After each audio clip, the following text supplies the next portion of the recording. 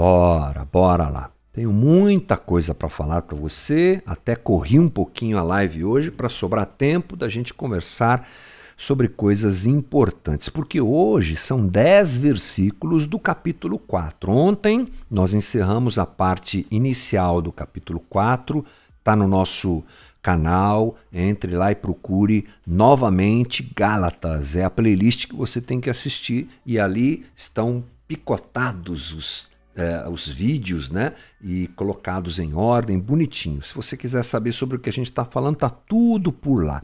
E hoje eu tenho bastante coisa para falar com você, porque, como eu disse, vamos aí de 10 versículos. Então, eu vou jogar na tela aqui o texto e nós vamos lendo juntos e conversando aqui. Diz assim, Gálatas 4:21. Digam-me vocês, os que querem estar debaixo da lei, acaso vocês não ouvem a lei? Pois está escrito que Abraão teve 2 filhos, um da escrava e outro da livre. O filho da escrava nasceu de modo natural, mas o filho da livre nasceu mediante promessa. Isso é usado aqui como uma ilustração. Estas mulheres representam 2 alianças. Uma aliança procede do Monte Sinai e gera filhos para a escravidão. Esta é Agar. Agar representa o Monte Sinai, na Arábia, e corresponde à atual cidade de Jerusalém, que está escravizada com seus filhos. Mas a Jerusalém do Alto é livre, e essa é nossa mãe. Pois está escrito, regozijem-se, ó estéril, você que nunca teve um filho, grite de alegria. Você que nunca esteve em trabalho de parto, porque mais são os filhos da mulher abandonada do que os daquela que tem marido. Vocês, irmãos, são filhos da promessa, como Isaque. Naquele tempo, o filho nascido de modo natural perseguia o filho nascido segundo o Espírito. O mesmo acontece agora. Mas o que diz a Escritura? Mande embora a escrava e o seu filho, porque o filho da escrava jamais será herdeiro com o filho da livre. Portanto, irmãos, não somos filhos da escrava, mas da livre. Bom, eu sei que esse é um texto complexo, mas não se engane, Paulo está seguindo o mesmo raciocínio. Ele está falando sobre seguir a lei, abraçar a religião como princípio de vida ou seguir o Evangelho de Jesus Cristo. E mais uma vez, Paulo recorre ao Antigo Testamento para combater as ideias de que nós podemos alcançar justificação através da lei. Hoje, quando a gente fala em lei, já disse isso em uma live anterior, mas eu vou reforçar isso aqui para você entender. Às vezes as pessoas não entendem, porque lei é uma coisa realmente relacionada ao judaísmo, relacionada àqueles que estão ali no 1º século, essa coisa toda. Para nós, o que isso representa? Troque lei por moralidade religiosa. É uma boa forma de entender. Essa mensagem tem a ver com o povo religioso. Não é? Gente que pensa que a sua justificação diante de Deus está no fato de seguirem normas e regras. Então isso tem a ver conosco, porque nós flertamos com isso constantemente.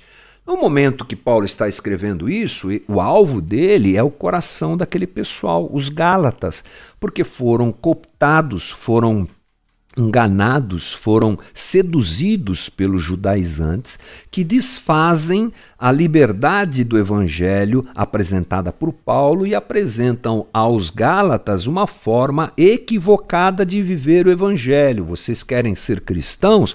Vocês querem seguir a Cristo? Que legal, mas cumpram a lei também. Paulo está escrevendo sobre isso, desmontando essa situação. Esse tem sido o caminho que a gente tem feito aqui. Na argumentação dos judaizantes, nós não temos o que eles disseram aos Gálatas, mas provavelmente nós só temos a resposta de Paulo, sabe? Provavelmente eles disseram assim, se vocês não obedecerem às leis, vocês não serão filhos de Abraão. Provavelmente esse tenha sido um argumento dos judaizantes na conversa deles com os Gálatas, tentando convencer esse pessoal, e eles conseguiram, né? Nós sabemos disso, que eles precisavam seguir a lei. Eles, por um aspecto, ao dizerem que se os Gálatas não seguissem a lei, eles não seriam filhos de Abraão, eles estavam certos. Por quê? Porque ser filho de Abraão significa ter a promessa, ser salvo, ser aceito por Deus. Mas Paulo mostra que existem duas maneiras de sermos filhos de Abraão. É aí que Paulo desmonta essa ideia colocada pelos judaizantes. Ele diz assim, ali no versículo 22, olha só, pois está escrito que Abraão teve 2 filhos, um da escrava e um da livre. Aí nós começamos a entender o raciocínio de Paulo. Há uma maneira certa e uma maneira errada de nós estarmos conectados a Abraão, de nós estarmos conectados a essa figura tão importante que já foi usada por Paulo, Abraão, o personagem, tudo que ele viveu, um homem que foi justificado pela sua fé em Deus. Paulo usou isso nos capítulos anteriores para nos explicar o que é a liberdade em Cristo Jesus. Paulo está, então, contra-argumentando o pensamento dos judaizantes. Eles diziam, vou frisar aqui para você, creiam em Cristo, mas obedeçam toda a lei e vocês serão considerados filhos de Abraão. Essa é a palavra dos judaizantes. Paulo combate isso dizendo, quando creram em Cristo, vocês já foram feitos filhos de Abraão, herdeiros da promessa, inclusive. E quando vocês começaram a se considerar obrigados a cumprirem a lei, vocês deixaram de ser realmente filhos de Abraão. É uma história lá do Antigo Testamento que nos ensina bastante. Abraão, Sara, Isaac, Abraão, Agar, não é? Ismael, você se lembra dessa história? Então, veja só, essa história tem a ver, vou resumi-la aqui, né? E ela tem tudo a ver com o que Paulo está apresentando, é claro. Abraão recebeu uma promessa, isso está em Gênesis 12, de que ele seria pai de uma grande nação. O detalhe é que Abraão era velho, sua esposa Sara era estéril, e Sara, num repente, né, tentando ajudar Deus, diz assim, ô Abraão, vai ter um filho com Agar, que era a escrava de Sara. Isso está em Gênesis 16. Agar fica grávida e nasce Ismael. Depois de 14 anos, depois desse momento, 14 anos depois, Abraão já com 100 anos de idade, Sara, obviamente estéril ainda, nasce Isaque. O filho prometido nasce. A diferença entre esses 2 filhos de Abraão é que é alvo da colocação de Paulo, e ele esclarece qual é a diferença entre os 2. O filho da escrava nasceu de modo natural, mas o filho da livre nasceu diante da promessa. O que é que Paulo quer dizer com isso? Abraão sabia que ele teria um filho. Deus disse para ele. Como é que esse filho nasceria? Esse é o detalhe dessa conversa. Sara, velha e estéril. Somente uma ação sobrenatural de Deus para fazer esse negócio acontecer, né? Agar, que era a escrava de Sara, como eu já disse aqui, era jovem e fértil. Então, impulsionado por aquilo que Sara falou, Abraão resolve a situação ele mesmo. Não preciso de Deus. Deixa eu aqui dormir, ter relações sexuais com a escrava de Sara, a Sara mesmo que me ofereceu essa mulher, e aí nasce o filho. Pronto, a promessa que Deus disse que aconteceria está acontecendo. Mas eu estou dando uma força. É por meio da minha capacidade. É por meio de modo natural que isso vai acontecer. E esse é que é o problema. Abraão resolve a coisa por ele mesmo. Então Paulo utiliza a figura de Agar e de Ismael, escrava e filho, e utiliza a figura de Sara e de Isaque, não é? A verdadeira, genuína esposa de Abraão e seu filho Isaque, deixa claro que eles representam 2 alianças. Olha só o que diz ali no versículo 24. Isso é usado aqui como uma ilustração. É o próprio Paulo que está falando, gente. Estas mulheres representam 2 alianças. Uma aliança procede do Monte Sinai e gera filhos para a escravidão. Esta é Agar. Agar representa o Monte Sinai na Arábia e corresponde à atual cidade de Jerusalém, que está escravizada com seus filhos. Bom, aqui, gente, nós precisamos entender que Paulo usa alguns argumentos, algumas coisas ali, algumas citações, como aliança do Sinai, presente, Jerusalém, Agar, tudo para se referir à justificação pelas obras. Quando Abraão dorme com Agar e gera Ismael, ele está agindo por fé em si mesmo. Ismael é o fruto de uma ação natural e humana. É a tentativa de Abraão de resolver as coisas por si mesmo. Ismael é o resultado de uma ação autossalvadora de Abraão. Olha o que Timothy Keller diz aqui sobre isso. Abraão não dependeu da graça de Deus proveniente da sua ação sobrenatural na história, mas confiou na sua própria capacidade. Resolveu? Parece que sim, mas não. O resultado do que Abraão fez é horrível. Sara fica com ciúme, a família se divide. Você sabe que até hoje isso está no nosso mapa mundi, né? Os árabes e os judeus são inimigos. Tudo isso começa lá, na época de Abraão. Quando não descansamos no Evangelho, e essa é a lição que a gente aprende aqui, o Evangelho da graça, o resultado é destruição. O resultado é destruição espiritual, psicológica e relacional. Os judaizantes se diziam herdeiros de Abraão, mas Paulo diz que eles eram descendentes através de Agar e não de Sara. Está entendendo aqui a posição de Paulo? Ele está dizendo: vocês podem ser descendentes de Abraão, geneticamente, genealogicamente, sanguineamente. De modo sanguíneo, sanguineamente não deve existir essa palavra, né? Mas tudo bem. Mas vocês não são descendentes espirituais de Abraão. Tinham ligações consanguíneas, mas não de coração. Timothy Keller diz assim: as pessoas mais religiosas podem ser as mais distantes da liberdade. Muito forte isso, né? Mas Paulo diz que é uma alegoria, e isso é usado aqui como uma ilustração, já falei isso. Então é o entendimento que nós precisamos ter dentro de tudo que Paulo fala. Ele está usando essas figuras do Antigo Testamento para ilustrar a realidade daquilo que estava sendo colocado praticamente à força sobre os Gálatas. Paulo está querendo dizer que em um sentido figurado, Agar representa a busca da salvação pelas obras e Sara representa a dependência da salvação pela graça. Graça é salvação por ato sobrenatural de Deus a nosso favor. Nascimento virginal de Cristo, morte e ressurreição de Cristo, não fazemos. Quem faz? Deus. Quem opera a salvação? Deus. Mas quando eu quero fazer pela minha força e me justificar por mim mesmo, o que Paulo aponta é que esse é o caminho de Agar e de Ismael. Precisamos, portanto, penso eu, gente, mudar o nosso foco, o foco da nossa fé, sair do esforço próprio e colocá-la na ação sobrenatural de Deus. Após falar que de Agar, Paulo apresenta Sara.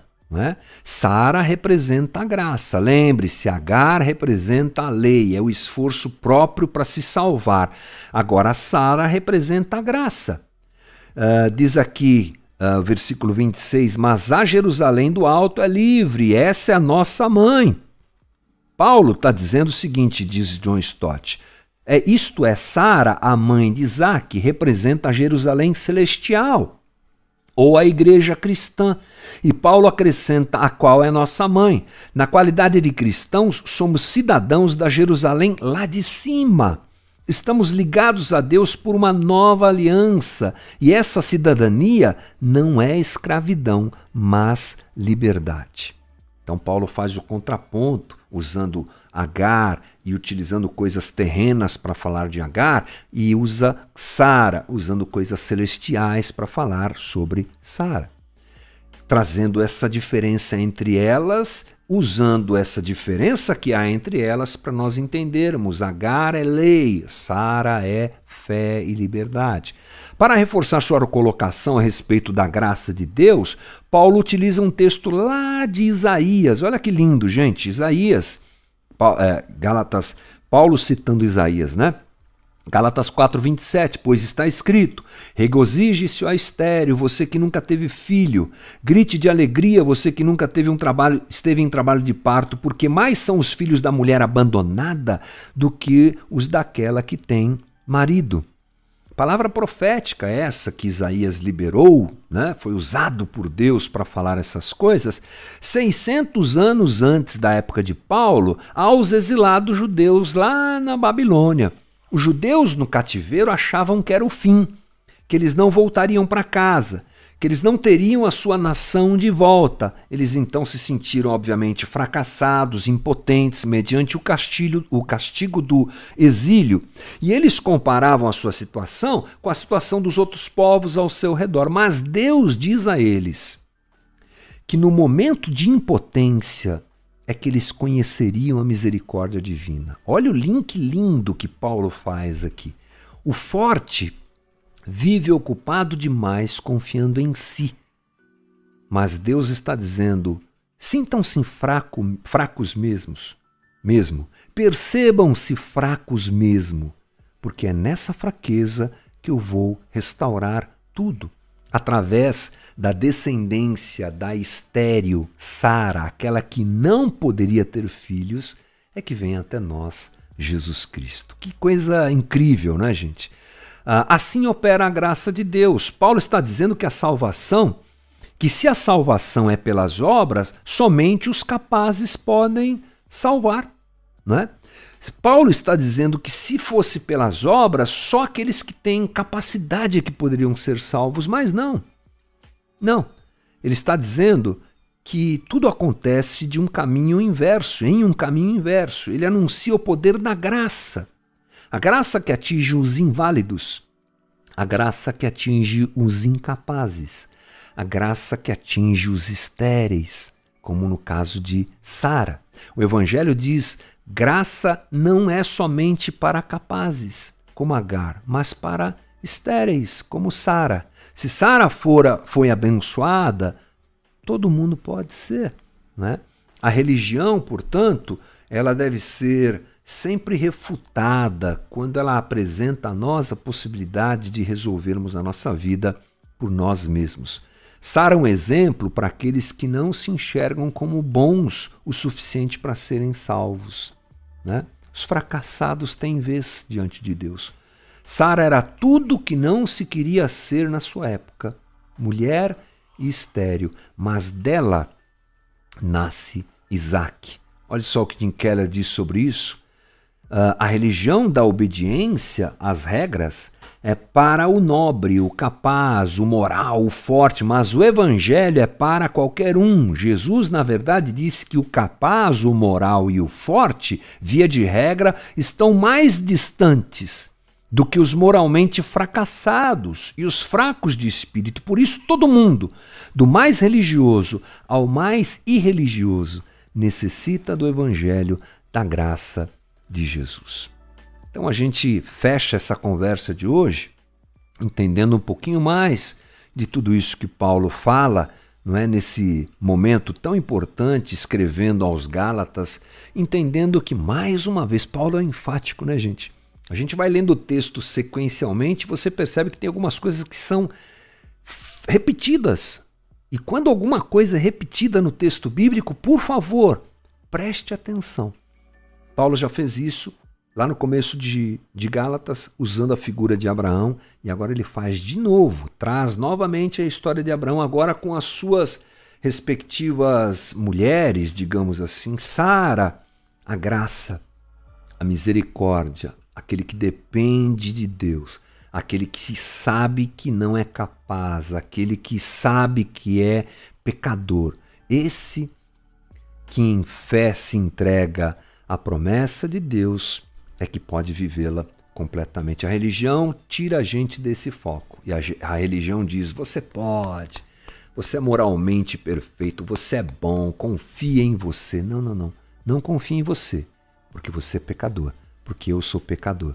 Confiamos em Deus e na sua graça que repousa sobre nós.